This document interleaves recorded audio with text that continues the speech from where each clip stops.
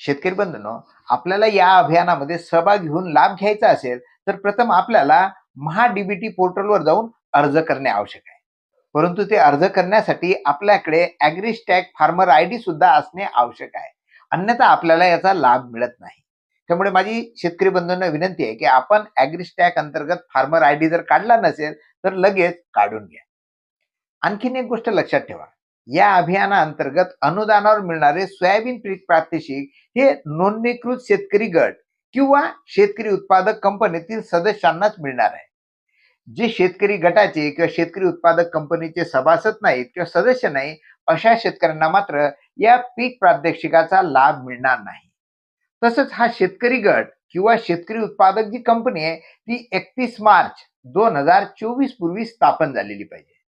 त्यानंतर जर ही स्थापन झाली असेल तर सुद्धा आपल्याला लाभ मिळणार नाही. त्यामुळे आपला शेतकरी